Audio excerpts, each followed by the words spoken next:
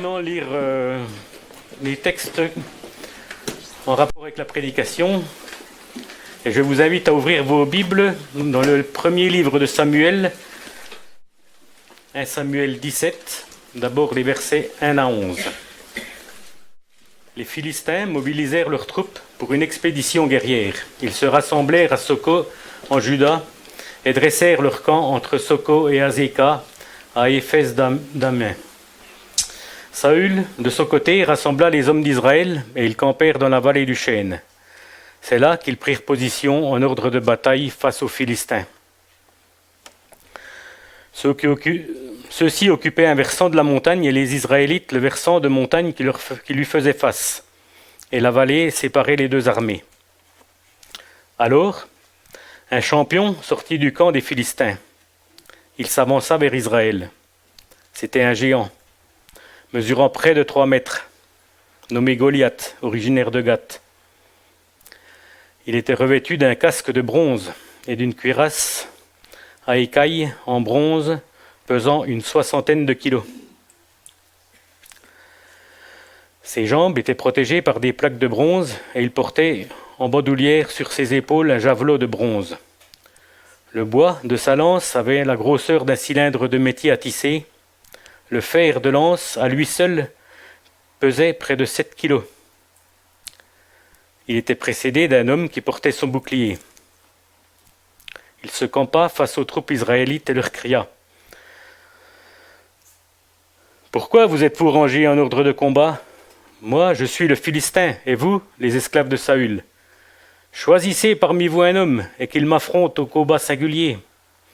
S'il peut me battre, et qu'il me tue, alors nous vous serons assujettis. Mais si c'est moi le vainqueur, et si je le tue, c'est vous qui nous serez assujettis, et vous serez nos esclaves. » Puis il ajouta : « Je lance aujourd'hui ce défi à l'armée d'Israël. Envoyez-moi un homme, et nous nous affronterons en combat singulier. » Quand Saül et toute son armée entendirent ces paroles du Philistin, ils furent démoralisés, et une grande peur s'empara d'eux.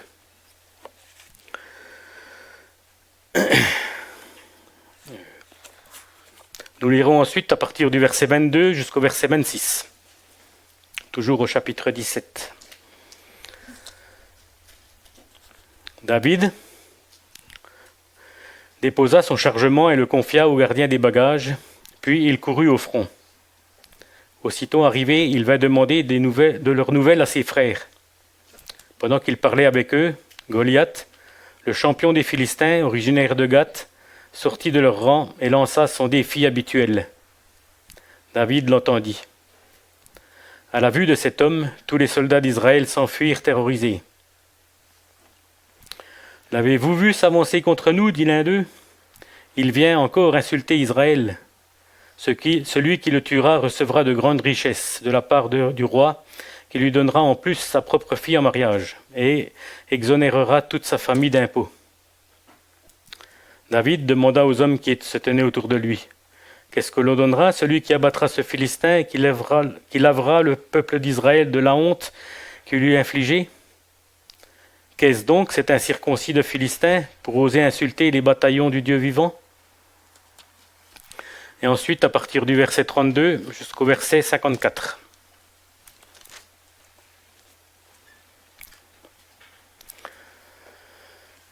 David dit : « Que personne ne perde courage à cause de ce Philistin. Moi, ton serviteur, j'irai le combattre. » Entre-temps, David avait été emmené vers Saül, puisqu'il avait prétendu devant les soldats qu'il était capable de tuer le Philistin, on l'a emmené devant Saül. Donc, David lui dit à Saül : « Que personne ne perde courage à cause de ce Philistin. Moi, ton serviteur, j'irai le combattre. » Mais Saül lui répondit : « Tu ne peux pas aller lutter contre ce Philistin, tu n'es qu'un gamin, alors que lui, c'est un homme de guerre depuis sa jeunesse. » David répondit à Saül : « Quand ton serviteur gardait les moutons de son père et qu'un lion ou même un ours survenait pour emporter une bête du troupeau, je courais après lui, je l'attaquais, j'arrachais la bête de sa gueule. Et si le fauve se dressait contre moi, je le prenais par son poil et je le frappais jusqu'à ce qu'il soit mort. Puisque ton serviteur a tué des lions et même des ours, il abattra bien cet incirconcis de Philistin, comme l'un d'eux, car il a insulté les bataillons du Dieu vivant. » Puis David ajouta, « L'Éternel qui m'a délivré de la griffe du lion et de l'ours me délivrera aussi de ce Philistin. » Finalement, Saül dit à David, « Vas-y donc, que l'Éternel soit avec toi. » Puis il lui fit revêtir sa propre armure. Il lui fit mettre un casque de bronze et endosser sa cuirasse. Par-dessus son équipement, David ceignit aussi l'épée de Saül. Puis il essaya de marcher, mais il n'y parvint pas, car il n'en avait pas l'habitude. Alors il dit à Saül, « Je ne peux pas marcher avec tout cet équipement, car je ne suis pas entraîné. » Puis il se débarrassa de tout, il prit son bâton en main et choisit dans le torrent 5 cailloux bien lisses, qu'il mit dans le sac de berger qui lui servait de besace, et, sa fronde à la main, il s'avança vers le Philistin. Celui-ci, précédé de son porte-bouclier, s'avança vers David. Il l'examina, et lorsqu'il vit devant lui un jeune homme roux et de belle figure, il le regarda avec mépris et lui lança. « Est-ce que tu me prends pour un chien pour venir contre moi avec un bâton ?» Puis il le maudit par ses dieux. « Approche un peu, ajouta-t-il, pour que je donne ta chair à manger aux oiseaux du ciel et aux bêtes des champs. » À quoi David répondit, « Tu marches contre moi avec l'épée, la lance et le javelot, et moi je marche contre toi au nom de l'Éternel, le Seigneur des armées célestes, le Dieu des bataillons d'Israël que tu as insulté. Aujourd'hui même, l'Éternel me donnera la victoire sur toi, je t'abattrai, je te couperai la tête, et avant ce soir, je donnerai les cadavres des soldats philistins à manger aux oiseaux du ciel et aux bêtes sauvages de la terre. Alors toute la terre saura qu'Israël a un Dieu. Et toute cette multitude assemblée saura que ce n'est ni par l'épée ni par la lance que l'Éternel délivre. Car l'issue de cette bataille dépend de lui, et il vous livre en notre pouvoir. » Aussitôt, le Philistin se mit à avancer en direction de David, qui, de son côté, se hâta de courir vers la ligne ennemie au-devant du Philistin. David plongea la main dans son sac, en tira un caillou et le lança avec sa fronde. Il atteignit le Philistin en plein front. La pierre pénétra dans son crâne et il s'écroula, la face contre terre. Ainsi, sans épée et avec sa fronde et une pierre, David triompha du Philistin en le frappant mortellement. Alors il se précipita sur son adversaire, saisit l'épée de celui-ci, la tira de son fourreau, acheva l'homme, puis il lui trancha la tête. Quand les Philistins virent que leur héros était mort, ils prirent la fuite. Les soldats d'Israël et de Juda s'élancèrent en poussant des cris de guerre et poursuivirent les Philistins jusqu'aux abords de la vallée, jusqu'aux portes d'Écron. Les cadavres des ennemis jonchèrent la route de Saharaïm jusqu'à Gath et Écron. Au retour de cette poursuite acharnée, les Israélites pillèrent le camp des Philistins. David prit la tête du Philistin et la fit porter à Jérusalem. Il déposa ses armes dans sa propre tente. Jusqu'ici la lecture de la parole de Dieu. Nous allons encore prier. Merci notre Dieu pour ta parole, merci parce qu'elle est parvenue jusqu'à nous. Merci parce qu'elle est l'entière vérité.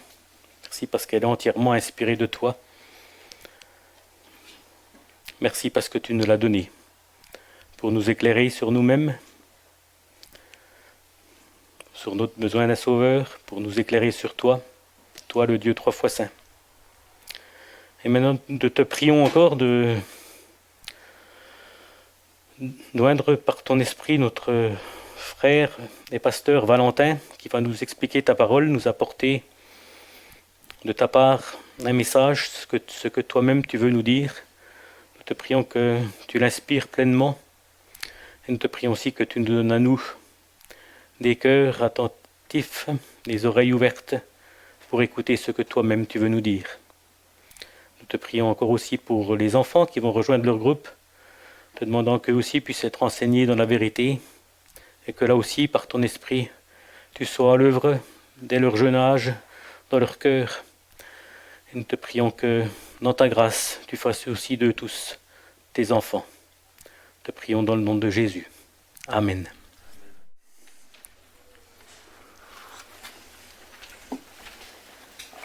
Bonjour à tous, ceux que je n'ai pas encore vus. aujourd'hui. Si c'est votre première fois dans ce lieu, soyez les bienvenus. Nous sommes dans le livre de Samuel. Et si c'est la première fois que vous plongez vos regards dans ce livre, ce n'est pas un problème. Il se peut même que ce soit une histoire que vous connaissez déjà. Avez-vous déjà vécu des moments difficiles dans votre vie ? Bien sûr, on a tous déjà vécu des moments difficiles, quelle question. Mais c'est pas de ça que je parle ce matin. C'est pas de ça. Je parle de moments vraiment, vraiment difficiles, créant dans vos vies une situation d'angoisse extrême qui ne présentait aucune solution, qui vous paralysait littéralement, qui vous dépassait totalement et pour lequel aucune voie de sortie ne pouvait être envisagée. Vous avez déjà vécu des moments comme ça ? Notre parcours dans le livre de Samuel nous conduit à l'un de ces moments pour le peuple d'Israël. Et je vous invite à garder 1 Samuel 17 ouvert avec moi pour parcourir ce texte. Et je vous invite à voir cela ce matin avec un premier point, un problème sans solution pour Israël. Un problème sans solution pour Israël. Que se passe-t-il dans notre texte ce matin ? On l'a lu. Israël se prépare au combat. Combat contre les Philistins. Les deux armées se présentent en position de bataille pour s'affronter l'une l'autre. Elles se trouvent l'un sur une colline, l'autre sur une autre colline, et une vallée sépare ces deux parties. Et nous savons, n'est-ce pas, que ce n'est pas la première fois qu'Israël doit affronter les Philistins. C'est leurs ennemis jurés, on pourrait dire. Mais pourtant, dans notre texte, la situation est un peu différente ce matin. On l'a lu, vous l'avez entendu. Voyez-vous ce qui se passe au verset 4 ? Un homme sortit alors du camp des Philistins. Il s'avança vers les deux armées. Il s'appelait Goliath. Venait de Gath. Il mesurait environ 3 mètres. Il avait sur la tête un casque en bronze. Il portait une cuirasse à écailles en bronze qui pesait 60 kilos. Il avait des jambières en bronze et tenait un javelot en bronze en bandoulière. Le bois de sa lance et la grosseur du cylindre étaient comme un métier à tisser, et le fer qui était au bout de sa lance pesait près de 7 kilos. Si vous tentez d'imaginer l'homme à cet instant précis, il n'y a qu'une seule réaction que nous devrions avoir ce matin, comme c'était le cas à l'époque. Qu'est-ce que c'est que ça ? Qu'est-ce que c'est que ça ? C'est de la triche. C'est impossible. Nous avons affaire à un surhomme. Un surhomme, près de 3 mètres de haut. Pourtant, un bouclier de près de 60 kilos. Une machine à tuer, un monstre qui semble être prêt à dévorer quiconque sur son passage. Et là, nous comprenons qu'Israël est dans une situation peu commune, n'est-ce pas ? On nous parle de Goliath. Qui était Goliath ? Goliath semble être l'un des derniers descendants d'Anak, un peuple de géants qui vivait à l'époque en Canaan, qui était dans ces contrées avant qu'Israël ne vienne les chasser. Mais voyez-vous ce que propose Goliath en s'avançant en verset 9 ? On l'a lu, il propose une stratégie assez répandue pour l'époque en fait, qui va être conservée encore durant de longues années après. Un duel entre les deux parties adverses. Dans quel but ? Simplement épargner des morts dans l'une armée et l'autre, épargner des problèmes dans l'une et l'autre armée.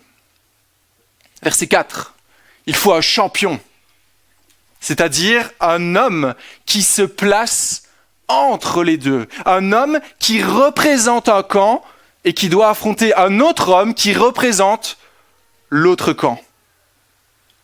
À l'issue de ce combat, eh bien, l'armée doit se rendre à celle qui a vaincu, celui qui a gagné le duel ici. Ici, dans notre texte, devenir esclave.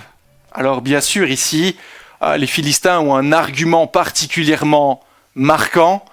Qui peut affronter Goliath ?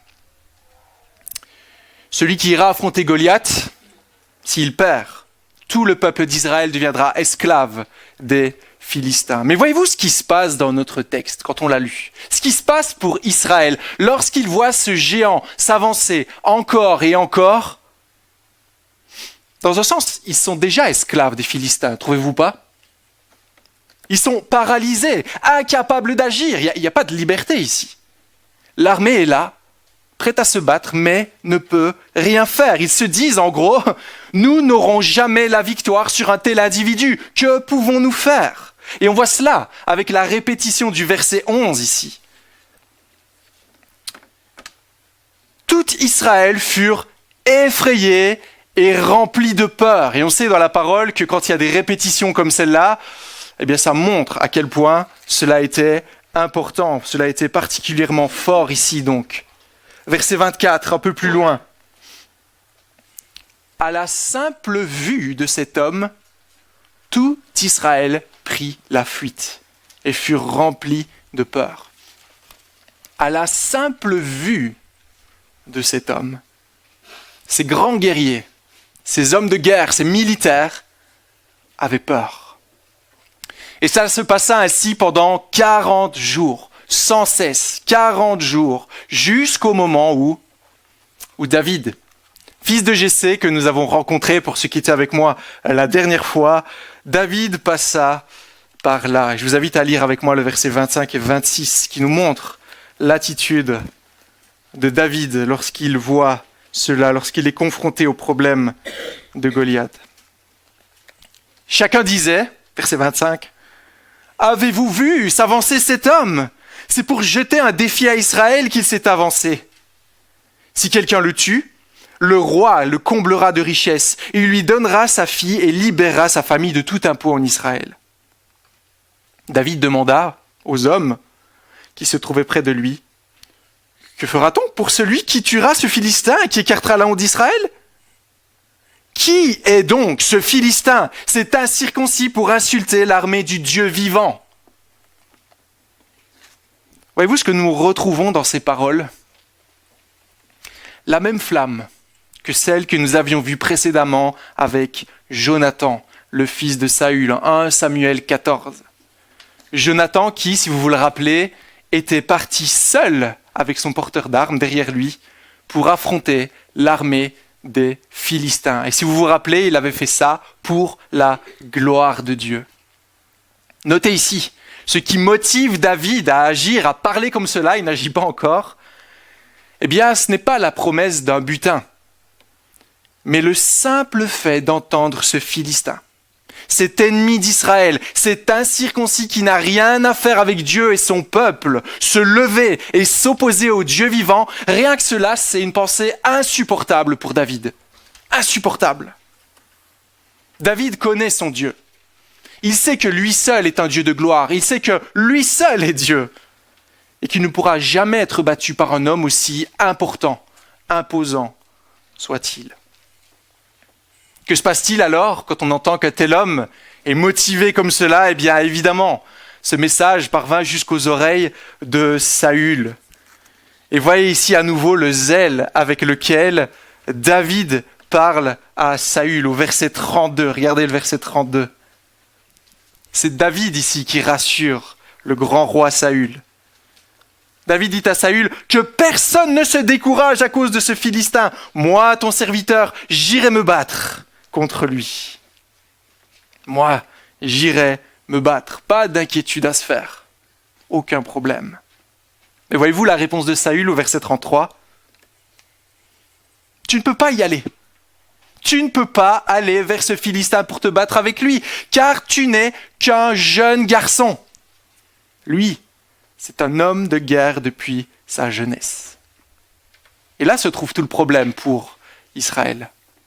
Là se trouve tout le problème. Alors dans un sens, c'est logique. On voit un gamin qui va aller affronter un homme de guerre qui mesure près de 3 mètres de haut. Imaginez cette taille. Il n'y a rien, il n'y a aucune sagesse en cela. Jamais on ne pourra laisser une personne faire cela. Comment David peut-il même dire cela? Est-il fou? Est-il inconscient? Mais qu'est-ce qu'on voit dans le cœur de Saül?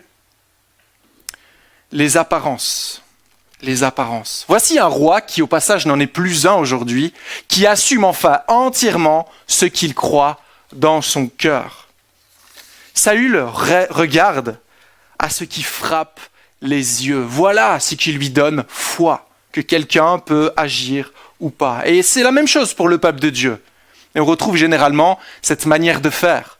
Quand le roi avait une croyance, tout le peuple suivait ce roi. Si le roi était idolâtre, le peuple était idolâtre. Si le roi était totalement dévoué à Dieu, eh bien le peuple suivait ainsi. Ainsi, ici, on voit Saül paralysé. Le peuple paralysé. Car qu'est-ce qu'il cherche au fond ? Un autre géant. Un autre géant. Quelqu'un de plus grand peut-être, de plus fort que Goliath. Ce n'est pas par la foi qu'il désire agir et vivre, mais par la vue. Nous voulons voir. On veut voir une solution concrète. Et en agissant comme cela, il ne semble pas du tout croire que Dieu soit suffisamment fort pour résoudre le problème. Pourtant, ils avaient un géant en Israël. Qui était ce géant ? Ceux qui étaient avec moi, les autres chapitres, les chapitres précédents. Qui était celui qui dépassait tous les Israélites d'une tête ? C'était Saül, n'est-ce pas ? C'était Saül. Donc logiquement, c'est ce géant qui aurait dû aller affronter un autre géant, n'est-ce pas ? Et pourtant, on se rappelle la dernière fois, Dieu a abandonné Saül parce que Saül n'agit pas selon la volonté de Dieu. Il regarde à ce qui frappe les yeux plutôt que de regarder au cœur, plutôt que de regarder à Dieu et d'avoir foi dans ce grand Dieu qui les a déjà libérés maintes et maintes fois. Regardez maintenant comme c'est intéressant de voir comment David cherche à convaincre Saül qui veut écarter cette tâche de ce jeune garçon qui semble fou. Verset 34. David dit à Saül, « Ton serviteur gardait les brebis de son père. » Il utilise l'image du berger. « Ton serviteur gardait les brebis de son père. » Quand un lion et un ours venaient pour enlever une du troupeau, je courais après lui, je le frappais et j'arrachais la brebis de sa gueule. S'il m'attaquait, je l'attrapais par la gorge, je le frappais et je le tuais. Voyez-vous qui est David ? Dans ce qu'il semble dire, David est un bon berger. Un bon berger qui prend soin des brebis de son père, au point de vouloir donner sa vie pour elles.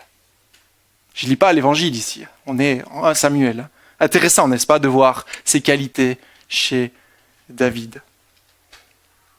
Qui lui a donné la force de vaincre contre ces animaux qui en voulaient à la bergerie ? C'était Dieu. Dieu était avec lui. Ok. Saül est convaincu. Nous avons trouvé notre champion. Nous avons trouvé le représentant de notre peuple. Alors que fait-il ? Logiquement pour lui, verset 38, il revêtit David de sa propre armure, de l'armure du roi. Voyez ce qu'il est en train de faire, Saül ? Il est en train de faire de David le roi d'Israël. Il a le casque du roi, le bouclier du roi, l'épée du roi. Si bien que si on voyait David marcher avec cette armure, on se disait, tiens, voilà Saül enfin qui prend ses responsabilités. Mais que fait David ? Verset 40. Il enlève tout cela. Il enlève tout cela. Pourquoi fait-il cela ? Parce qu'il y a un problème avec l'attitude de Saül. Voyez-vous ce que Saül est en train de faire avec David ? Il fait de David un roi selon son cœur à lui. Un roi selon ses principes de victoire, qui va compter sur sa force, qui va compter sur son armure pour vaincre. Mais David enlève tout cela, prend son bâton, va chercher 5 cailloux lisses qu'il place dans son sac de berger, il prend sa fronde et va affronter Goliath. Pourquoi ? David, dans cette apparente folie ici, c'est exactement ce qu'il fait. En fait, bien mieux même que Saül. Il sait que ce n'est pas par les efforts humains, par sa force, par sa maîtrise de l'épée qu'il aura la victoire. Il est lucide. Je n'ai jamais marché avec une armure. Comment est-ce que je pourrais faire ? Impossible. mais c'est seulement par la puissance de Dieu qu'il pourra le faire. Il a pleinement foi que Dieu peut lui donner la victoire.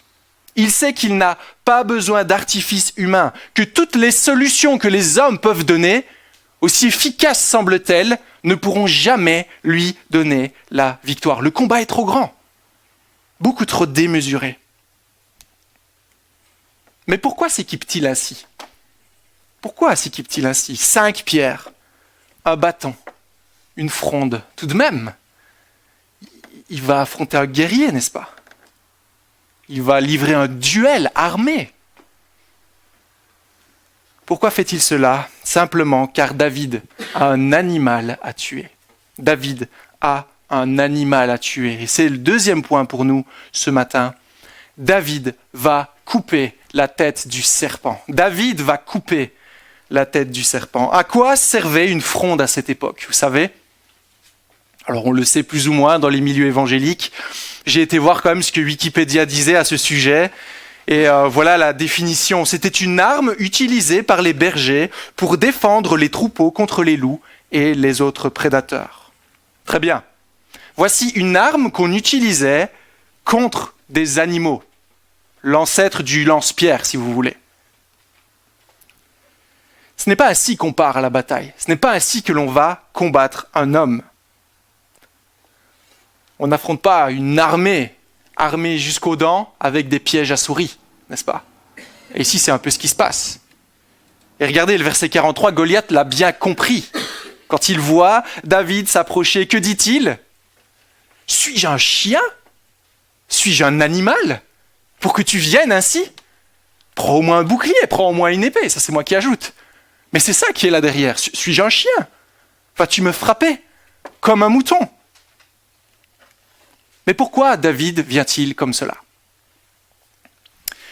Voyez-vous ce que représente Goliath ? Si on regarde le verset 5 à 7, c'est intéressant cela parce que dans l'Écriture, c'est assez rare d'avoir une telle description de l'armure d'un soldat. Si on voit à partir du verset 5, il avait sur la tête un casque en bronze. Il portait une cuirasse à écailles. Il avait des jambières en bronze. Il tenait un javelot en bandoulière. Quand on ferme les yeux et qu'on imagine ici, alors oui, le texte veut nous montrer l'aspect de grandeur, et on en parle, il fait 3 mètres, etc. Mais le texte veut aller plus loin. Voyez-vous qui est-ce qu'on est en train de décrire ici ? L'apparence de Goliath est identique à celle d'un serpent. Le casque, la cuirasse à écailles, les jambières. Il y a un serpent qui s'approche de David. Un serpent qui vient défier le peuple de Dieu pour le rendre esclave. Un serpent devant lequel, visiblement, personne ne peut tenir, devant lequel tous, même les plus expérimentés, sont paralysés. Un serpent qui ne peut être vaincu par les efforts de l'homme. Et si on revient un peu en arrière, rapidement, eh bien on voit que dans le livre de Samuel, à chaque fois, c'est construit de la même manière. 1 Samuel chapitre 11, lorsque Saül dut faire son premier combat contre Nahash, Nahash, si vous vous rappelez, c'était un roi qui voulait soumettre Israël, les rendre esclaves. Je vais tous vous crever un œil et vous serez mes esclaves. Nahash, qu'est-ce que ça veut dire Nahash en hébreu ? Le serpent. Le serpent. Chaque roi en Israël, quand il commençait à régner d'une certaine manière, parce que pour David, c'est pas encore clair, même s'il a déjà reçu l'onction, le premier combat était d'affronter un serpent et d'avoir la victoire sur ce serpent. Comment Nahash a-t-il été vaincu ? Lorsque l'Esprit de Dieu a saisi Saül. C'est Dieu qui a donné la victoire à Saül. Comment David va-t-il affronter ce serpent ? Verset 45.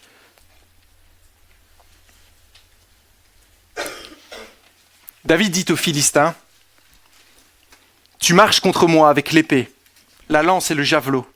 Moi, je marche contre toi au nom de l'Éternel, le Maître de l'univers, au nom du Dieu des armées d'Israël que tu as insulté. Aujourd'hui, l'Éternel va te livrer entre mes mains. Je t'abattrai, je te couperai la tête. Aujourd'hui, je vais donner le cadavre du camp des Philistins aux oiseaux du ciel et aux bêtes sauvages. Toute la terre saura alors qu'il y a un Dieu. Et toute cette assemblée saura que ce n'est ni par l'épée, ni par la lance que l'Éternel sauve. En effet, la victoire appartient à l'Éternel et il vous livre entre vos mains. Qui est capable de vaincre ce serpent? Qui est capable de délivrer son peuple? Dieu seul. Dieu seul. Qui est capable de couper la tête du serpent? Dieu seul. Verset 51, on le voit lorsque David passe à l'action. En commençant cette prédication, je vous ai demandé si vous aviez déjà vécu des moments difficiles, des moments qui vous dépassent, des moments qui vous rendent esclaves, que vous ne pouviez combattre.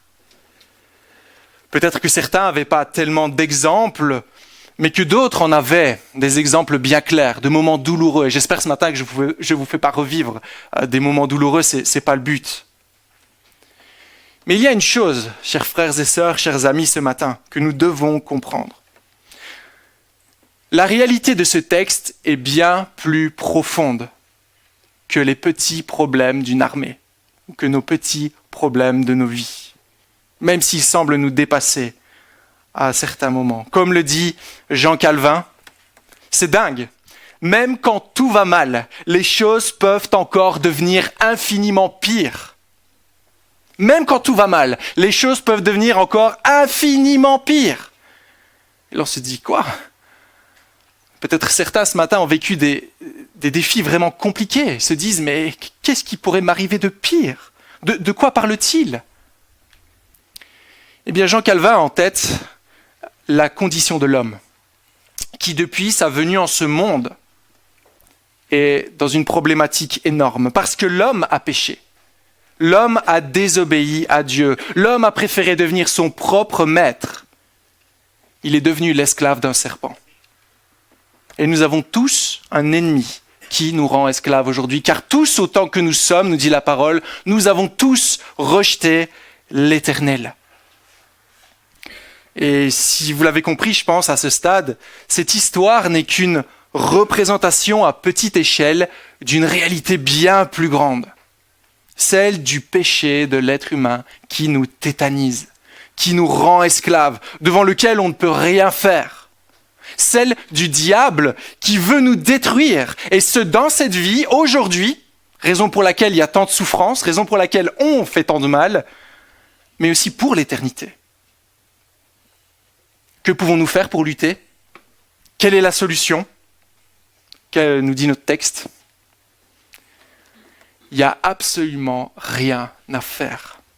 Rien à faire du tout, à part attendre prostré dans un coin la fin des temps.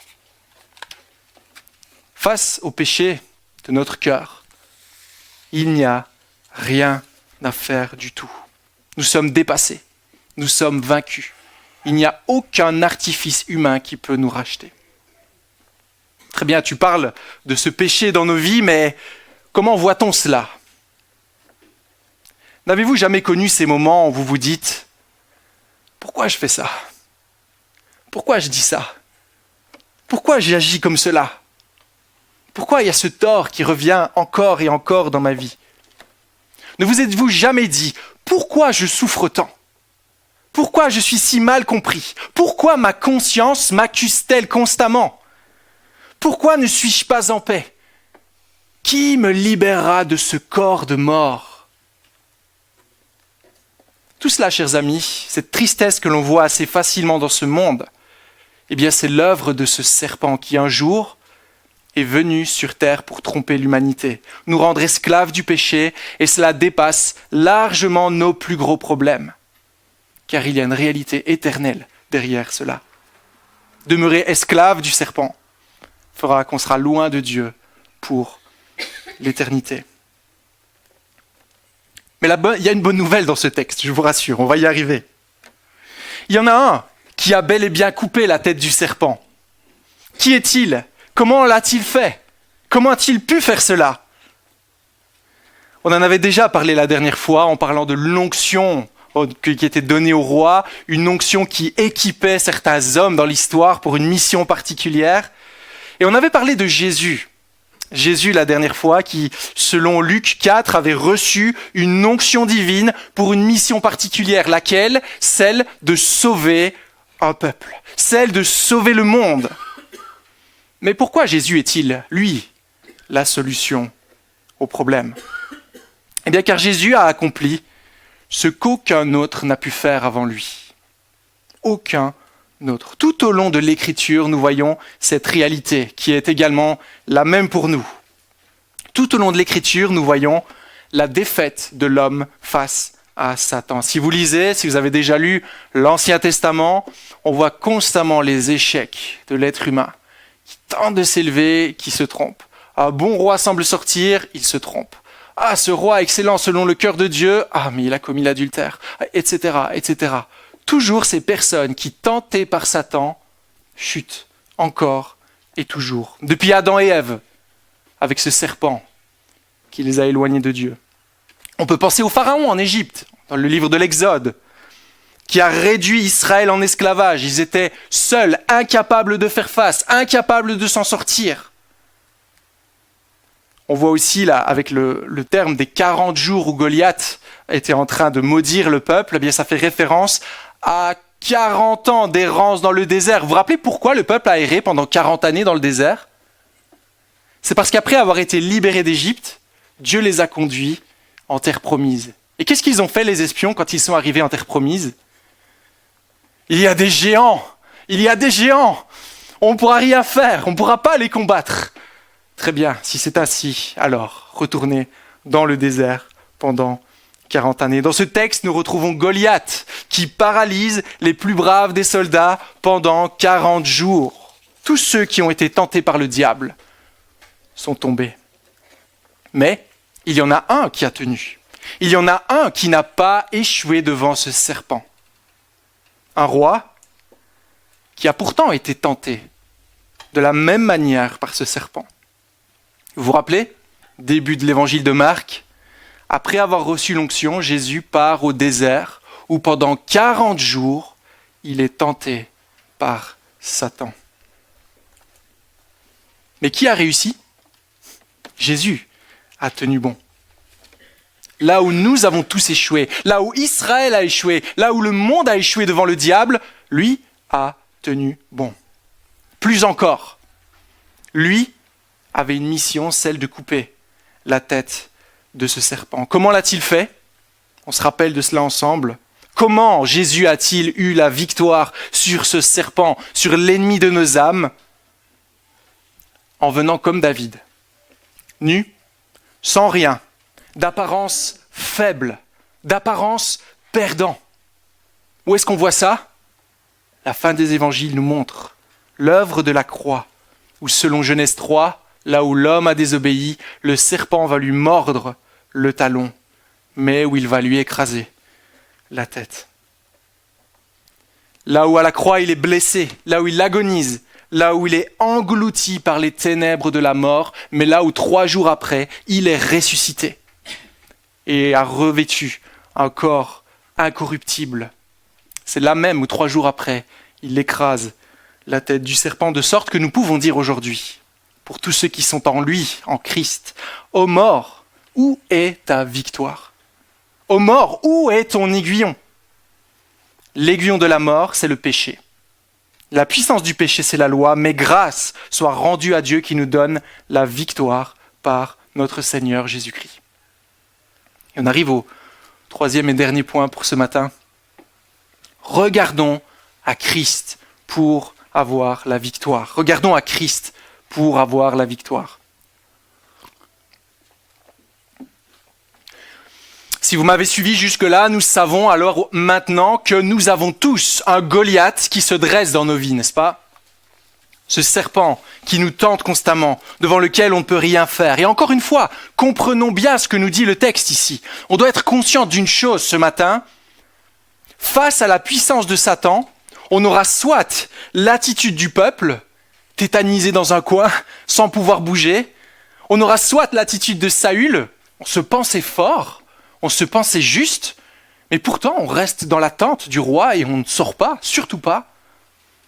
Ou on peut encore avoir l'attitude de ce frère aîné au verset 28, qui lorsqu'il voit David arriver lui dit « Non, tu ne pourras pas t'occuper de cela », qui n'a aucune foi dans une solution qui viendrait de David. Quel est le point commun de toutes ces personnes ? Pas de victoire. Pas de victoire. Et ça, c'est la réalité de notre monde. Et encore une fois, il faut bien tremper dedans pour réaliser cela. En Romains, chapitre 3, chapitre 1, 2, 3 et plus, la parole nous dit « Nous sommes tous pécheurs. Le salaire du péché, c'est la mort. Il n'y a rien que nous puissions faire. Aucune œuvre de justice, aucune œuvre de charité. Suffit pas d'être gentil ou tout ce que vous voulez. On est noyé complètement dans ce péché, incapable de pouvoir s'en sortir. Mais comment le peuple a-t-il obtenu la victoire ? Uniquement en regardant à la victoire de David. Uniquement en voyant David descendre dans la vallée d'Éla pour aller affronter Goliath.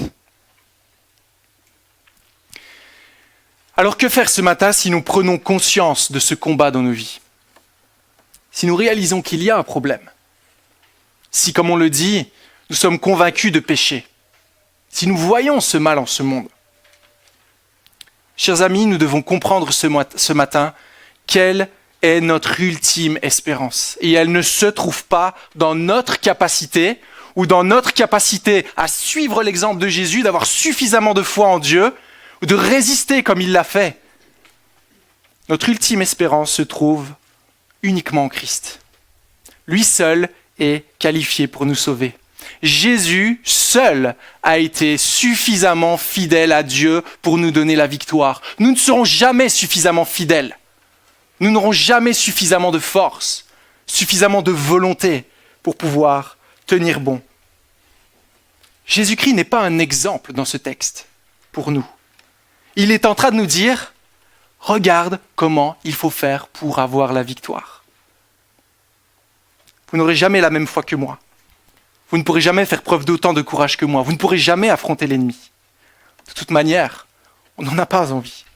Christ nous dit simplement « Vois ce que moi j'accomplis pour toi, car tu n'en es pas capable. » Et ça, c'est la bonne nouvelle que nous voyons dans l'Évangile. Chers amis, nous devons réaliser que nous avons besoin d'un champion, d'un représentant, d'une personne qui nous représente, d'une personne qui descend dans cette vallée pour se battre à notre place, car nous ne pouvons mener le combat. Et voyez encore ce qui se passe lorsque David a vaincu le grand Goliath à la fin de ce texte, verset 52. Il y a des acclamations, il y a de la joie, il y a la délivrance qui est là, face à un ennemi qui les oppressait. Et que font-ils ? Verset 52, ils partent à la poursuite de leurs ennemis pour les mettre à mort. Que se passe-t-il ? La victoire de David devient leur victoire. Parce que David a vaincu le géant, c'est comme si ce peuple avait vaincu le géant. Et alors, et seulement alors, il est capable de vaincre son ennemi juré, les Philistins. Ceux qui étaient avec moi dimanche passé, Olivier Rediger nous a fait une prédication sur la sanctification, c'est-à-dire la mise à mort du péché dans nos vies, la recherche à vivre toujours plus pour Dieu. Et ce matin, on est en train de dévoiler la manière dont ça fonctionne. Comment ça fonctionne ? Vous voyez, c'est un peu comme si on vous offrait une voiture, c'est la première fois, vous n'en aviez jamais vu avant. Qu'est-ce que vous faites ? On vous explique. Tourne la clé, mets la première vitesse, tu appuies sur les gaz et la voiture, elle roule. Elle t'amène d'un point A à un point B. Attention, on respecte bien le code de la route, ok ? Sinon, tu vas faire un accident. Ça, c'est la sanctification. Ok, on avance. Ce qu'on est en train de faire aujourd'hui, c'est ouvrir le capot pour regarder comment cette voiture peut être propulsée. Pourquoi ? Quand j'appuie sur la pédale, la voiture avance. Parce qu'il y a un moteur à l'intérieur. Parce qu'il y a un moteur qui propulse. Comment avoir la victoire sur l'ennemi, sur le péché ? Ce que nous devons tous rechercher si nous sommes chrétiens. Sans la sanctification, nul ne verra Dieu. Comment progresser dans cette sanctification ? Comment être libéré de l'emprise du diable et du péché de notre propre cœur? Nous devons regarder à Christ. Nous devons apprendre à regarder là où se trouve notre victoire et regarder là où se trouve la défaite du diable.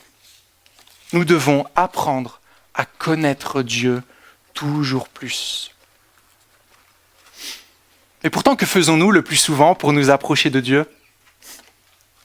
En fait, on fait l'inverse. Qu'est-ce que ce monde cherche à faire pour s'approcher de Dieu, pour laver sa conscience? Le plus souvent, on essaye soit de se persuader qu'on n'est pas si mauvais, ou alors, quand on est conscient que oui, il y a certaines lacunes, eh bien, on cherche à devenir un peu meilleur. On veut mériter une audience avec Jésus. Ah, peut-être que si j'arrête ci ou ça, ce péché dans ma vie, alors j'aurai une plus grande victoire ou j'aurai une meilleure communion avec Christ. On se pense peut-être même que ce péché nous rend tellement indignes, que cette attitude nous rend tellement indignes qu'en fait Jésus, c'est pas pour nous. Jamais il va nous recevoir. Je suis pas digne d'aller à Christ. Mais peut-être que si je lui prouve que réellement j'en veux, alors là, il m'écoutera. Non, non, non, non, non. C'est pas comme ça que ça fonctionne. Pas du tout. Vous voyez encore une fois le sens dans lequel ça fonctionne. Le salut de l'évangile ne s'agit pas de vaincre le péché pour s'approcher de Dieu, devenir un peu meilleur, plus gentil, plus aimable, plus serviable pour être sauvé et pour mériter une audience avec lui. Mais c'est plutôt, plus je vais à lui, plus je cherche à le connaître, plus je comprendrai ce qu'il a fait avec moi à la croix, plus je réaliserai mon incapacité, mon besoin de lui pour être sauvé. Et là, j'aurai pleinement la victoire. Vous voyez, c'est le sens inverse. On fait nos efforts pour s'approcher de Dieu, mais Dieu dit non, non, non, non, non, rien ne fonctionne. Enfin, je pense que vous avez compris l'idée. C'est je viens tel que je suis, je viens à toi, sans rien à moi, sinon ton sang versé pour moi. Rien d'autre que cela. Voilà l'attitude dans laquelle nous devons aller à Christ. Si vous ne venez pas à lui, vous ne pourrez rien faire. Et si ce matin vous réalisez le péché dans vos vies, la culpabilité, la séparation avec Dieu, si le Saint-Esprit a commencé cette œuvre dans vos cœurs, si vous en avez marre de lutter en vain, si vous avez peur de l'avenir, si vous avez peur de la mort, si vous n'avez aucune espérance, alors il est temps de venir à Jésus, aujourd'hui, sans attendre. C'est lui notre représentant, c'est lui la solution. C'est lui la personne derrière qui nous devons nous cacher. C'est lui qui sauve le troupeau de son Père. Alors encore une fois, n'attendez pas, venez à lui tel que vous êtes. Cessez de vous appuyer sur vous-même, d'être une meilleure personne, vous n'y arriverez pas. Car vous êtes esclaves du diable. Aussi fort cette expression puisse résonner dans nos esprits, c'est la réalité de la parole. Il est bien plus fort que vous. Alors venez à celui qui peut vous sauver. Mais là, si vous êtes chrétien ce matin, il y a un réflexe que vous auriez pu avoir à ce moment-là. C'est d'avoir une écoute sélective et de vous dire « Ah, ça c'est la partie qui concerne les non-croyants. Moi, je suis déjà en Jésus, alors je n'ai pas trop de besoin de cela. » Prenez garde à ce genre de raisonnement. Car même si un jour vous avez placé votre confiance en lui, on a tous cette tendance qui est là, gravée au plus profond de nous-mêmes, à nous éloigner de la victoire, à dire « ça ne me concerne plus trop » ou « je connais, c'est bon, je passe à autre chose maintenant », à redevenir propre juste, revêtir une certaine armure. J'avais appelé ça la dernière fois le syndrome de Saül. Commencer par l'évangile, waouh, c'est extraordinaire, Jésus m'a tellement aimé qu'il m'a tout donné, mais terminer par nos propres forces. Il faut que j'y arrive, toujours plus, il faut que je devienne meilleur, il faut que je progresse. Et ça, c'est le penchant de l'être humain, qu'on voit dans notre texte. Regardez encore une fois Israël, dans ce texte. Ce qui se passe avec Goliath, c'est pas nouveau. On a parlé de la mention des 40 jours, en lien avec les 40 années. Israël a déjà dû affronter des géants, même plusieurs. Dieu les en a déjà libérés. Il y a déjà eu une libération en Égypte. Et pourtant, lorsqu'ils voient Goliath, ils sont tétanisés. Ça ne les empêche pas de douter de la victoire, d'être terrorisés et de ne voir que la défaite. Ils ont peur de l'ennemi, à nouveau. Et ça arrive quand on perd de vue la victoire qui est en Dieu. Alors il y a un message pour nous, chers chrétiens, qui tentez peut-être ce matin de vous battre par vos propres forces, qui avez peut-être ce matin oublié la victoire qui est en Christ. À vous, chers chrétiens, qui avez revêtu une certaine armure pour vous protéger. Comment est-ce qu'on reconnaît de tels chrétiens? Avez-vous peur? Avez-vous peur? Peur de l'avenir? Inquiet au travail? Inquiet pour votre famille? Inquiet de ce que vont devenir vos enfants? Inquiet de la direction que prend ce monde? Avez-vous perdu votre paix et votre joie? Plus de joie en l'évangile? Plus d'entrain à venir célébrer Dieu? Ouais, il faut y aller. Plus d'entrain à vivre pour lui, à vous émerveiller de sa grâce, jour après jour. Êtes-vous devenu fade? Êtes-vous devenu sec pour le royaume de Dieu? Sans aucune ambition pour le royaume des cieux? Vous dites-vous qu'il devrait y avoir plus dans cette vie chrétienne? Êtes-vous frustré de cette vie? Mais je pense qu'il y a plus en l'évangile. Êtes-vous fatigué de lutter contre ce péché? Frustré de voir à quel point cela s'attache si facilement à vous? Alcoolisme, drogue, pornographie, orgueil, fierté, pitié de soi, recherche de ses propres intérêts laissés aller, susceptibilité, amertume, ressentiment. La liste est longue, on peut continuer. Est-ce que ces sentiments vous habitent?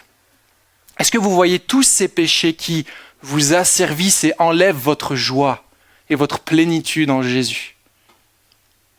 Et finalement, vous sentez-vous incapable de vaincre? Ne voyez-vous aucune victoire dans votre vie? Êtes-vous constamment en train de rechercher un moyen de vous en sortir, un réel apaisement? Des excuses peut-être? Plus de prières, plus de lecture de la Bible. Ah, je serai plus proche de Dieu si je passe 1 heure de plus en prière. Et êtes-vous en train d'essayer de devenir meilleur, de rattraper les échecs du passé, mais sans aucune victoire dans nos vies? Pourquoi ça ne fonctionne pas quand on fait ça? Quand on essaye de trouver un moyen? On l'a dit, car c'est seul Christ qui donne la victoire. Christ, Jésus a dit: je suis le chemin, la vérité, la vie. Nul ne va au Père que par moi, ok? Qu'est-ce qu'on fait quand on essaye de trouver des excuses? Qu'est-ce qu'on fait quand on essaye, même par notre dévotion, de rechercher le Seigneur? On place un chemin qui rejoint un chemin, en fait. On essaye de placer un moyen qui va nous approcher de lui. Mais c'est pas ça. Si c'est votre cas ce matin, qu'est-ce qu'il faut faire? La solution, c'est de revenir à la base où tout chrétien doit demeurer constamment. C'est-à-dire, il faut vous voir tel que vous êtes.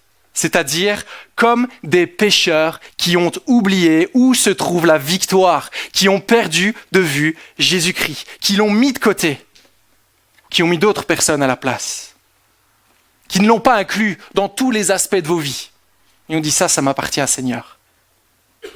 Et voyez, s'il y a des moments de doute tels que ceux-ci dans vos vies, ils sont précieux. Car ces moments de doute, le péché, la mise à l'épreuve que le Seigneur permet, sont là pour un but. C'est pour nous interpeller. De dire, mais non, là tu te trompes. Et nous donner l'occasion de nous rendre à l'évidence et de dire, oui Seigneur, j'ai agi par moi-même, par mes propres forces. Ensuite, qu'est-ce qu'on fait avec cela? Il faut revenir à la croix. Revenir à la croix, dans la repentance. Dire encore une fois, Seigneur, je suis retourné à mon ancienne vie dominée par Satan. Je me suis passé de toi pour la victoire. Alors bien sûr, je ne suis pas en train de dire que lire la Bible et prier, c'est une mauvaise chose. Mais c'est juste que si on utilise cela comme un moyen pour s'approcher de Dieu, on se trompe. Le seul moyen pour s'approcher de Dieu, c'est Christ. Et après, bien sûr, tout découlera de cela naturellement. Quand on verra la victoire qu'on a en Christ, on voudra plonger nos regards sortir ses perles, etc. On voudra parler au Seigneur, dépendre de lui. Mais il y a un sens dans lequel ça fonctionne. Quand on réalise qu'on n'est rien de plus que des pécheurs perdus sans Christ, qu'il n'y a aucune force en nous, alors qu'est-ce qui se passe ? C'est là qu'on devient de bons candidats pour la grâce et que la victoire de Christ devient la nôtre. Quand on se reconnaît tel qu'on est réellement, c'est là qu'on revient à la croix. Pourquoi on doit revenir à la croix ? Vous le savez, n'est-ce pas ? Mais le savez-vous réellement ? Car c'est là et seulement là que se trouve notre victoire. En tournant les yeux vers la croix, en tournant les yeux là où le sang du Seigneur a coulé, que voyons-nous ? Qu'est-ce qu'on voit ? Victoire, victoire, rien que victoire. Tout est accompli parce que Jésus est mort, pas parce que nous avons fait quelque chose. Regardons dans cette direction. Il est votre représentant, même si ça fait 10, 20, 30 ans que vous êtes chrétien. Il est votre champion, il le reste, et sa victoire est totale. Peu importe les mensonges de l'ennemi. Regardez à la croix encore une fois, et ne nous lassons jamais de le faire, que ce soit la première fois ce matin ou la 1000e fois dans vos vies, ou plus. Recherchons toujours à le connaître plus. Car ça va nous conduire à réaliser sa victoire sur le diable et qui nous sommes devenus grâce à cette œuvre à la croix. Paul dit, c'est ce que Paul dit en Romains 6, 11, j'ai pas le temps de le lire, et vous connaissez Romains 6, 11, qui dit « Maintenant, mettez vos membres au service de la justice. Parce que Christ est mort pour vous, alors vous mettez vos membres au service de la justice. On ne met pas nos membres au service de la justice pour être justifiés. Et parfois, on a tendance à basculer. C'est Christ qui nous rend libres. C'est parce que nous sommes sauvés que nous pouvons faire cela. Et en terminant, je vous invite encore une fois à voir ce que dit cette croix, rapidement. Quand on regarde à la croix de Jésus, on voit qu'il ne s'agit pas d'un combat entre le bien et le mal, n'est-ce pas ? Souvent, on est tordu à ce niveau-là parce qu'on peut-être on regarde des films qui nous montrent ça, le mal qui s'oppose au bien, et on se demande mais qui va gagner au final ? On ne sait pas trop qui va s'en sortir. Non, ici, vous avez vu ce qui se passe avec David et Goliath ? Il n'y a même pas eu un combat. Il a fait 2 pas vers David, il a reçu une pierre et c'était fini. En gros, si on était là, ce serait presque un peu frustrant. Enfin, je ne peux pas dire ça. Mais c'est comme si vous alliez voir un match de boxe, vous avez payé cher la place, et la cloche sonne, KO au premier round après la première seconde. Bon ben voilà. C'est exactement ça qui se passe. Jésus n'a pas une petite victoire sur le mal, il a une victoire totale, écrasante. Il ne s'agit pas d'un combat, il s'agit de la lumière qui écrase les ténèbres. Comprenez-vous que toute la puissance du diable, des ténèbres déchaînées contre nous, ne peut rien faire contre nous, car Christ a vaincu. Ça fait presque peur de le dire, on se dit, oh là là, j'espère qu'il n'y a rien qui va me tomber dessus. Mais c'est la réalité. Christ nous a donné une victoire complète, et le mal, le péché, l'enfer, le diable ne peut rien contre nous. Et nous voyons également en regardant cette croix que ce n'est pas à nous de mener le combat. Le combat a déjà été mené, a déjà été gagné, et nous on doit simplement se rappeler notre identité aujourd'hui en Christ. Si Christ est le sauveur et le Seigneur de vos vies, si vous le suivez, vous voyez qui vous êtes alors ? Vous êtes ses enfants. Quand j'étais en Belgique, il y a maintenant 3 ans, il y avait énormément de taxes que l'on devait payer sur différentes choses. Taxes de mise en circulation, taxes pour l'eau, taxes pour la télévision, taxes pour déchets, bon il y a ça aussi, des taxes. Et un jour je suis arrivé ici en France et puis quand j'ai voulu immatriculer ma voiture, alors oui j'ai dû payer une taxe et l'année d'après je me suis dit mais je dois rien payer ? Ah non, c'est une seule fois. Ah oui, et télévision ? Non, on n'a pas ça ici. Vous voyez ce que j'essaie de dire ? Alors oui, ça se discute, hein. Il y a peut-être d'autres... En tout cas, c'est une chose que j'ai notée. Voyez-vous ce qui se passe ? J'ai changé de pays. Et du coup, il n'y a plus le même fonctionnement. Ce qui m'asservissait dans un sens avant, mes devoirs que j'avais, payer ces taxes, ne sont plus vrais aujourd'hui parce que je ne suis plus dans le même pays. C'est la même chose pour nous chrétiens. Avant, nous étions esclaves d'un maître dur, du diable. Mais aujourd'hui, si nous sommes en Christ, on est passé dans un royaume de lumière. On est libre. On est libre en Christ. Sachez que si vous êtes en lui, ce péché a été détruit totalement. Le diable n'a plus aucun pouvoir sur nous. Si demain mon gouvernement vient me réclamer une taxe, je lui dirais non, j'habite plus là. Mais malheureusement, le diable peut encore aujourd'hui nous susurrer certaines choses, certaines paroles qui peuvent parfois nous déstabiliser, nous faire craindre. Il veut nous décentrer de la victoire de Christ, nous faire croire peut-être que l'on peut y arriver par nous-mêmes. Que crois-tu que Jésus penserait de ce que tu fais là? Tu ferais mieux de faire tes efforts pour arrêter ça. Tu vois ce péché? Jamais tu pourras t'en débarrasser. Non. Parce que si on commence à jouer dans ce jeu-là, et c'est très subtil, alors on va vouloir s'appuyer sur nos forces, essayer de mériter ce salut. Et là, il y a échec. Là, on est paralysé. Et là, on s'éloigne de Dieu. C'est là le but du diable. Mais quand ça va nous arriver, peut-être cette semaine, peut-être aujourd'hui, dans 1 heure, dans 10 minutes, n'ayons qu'une seule attitude. Allons à la croix, confessons ce péché et laissons Christ nous revêtir de sa victoire. Il n'y a que cela que nous pouvons faire. Nous n'avons que Jésus et rien d'autre pour nous sauver. Et quand nous pensons à sa mort, la croix, la résurrection, eh bien nous nous rappelons, tout est accompli. Il n'y a plus rien à fournir, car en Christ nous avons une victoire totale. Nous ne sommes plus esclaves, mais libres de vivre pour lui, pour sa gloire. Je suis désolé, j'étais long, mais je vais m'arrêter là ce matin. Que le Seigneur ajoute à sa parole ce qui manque. Amen.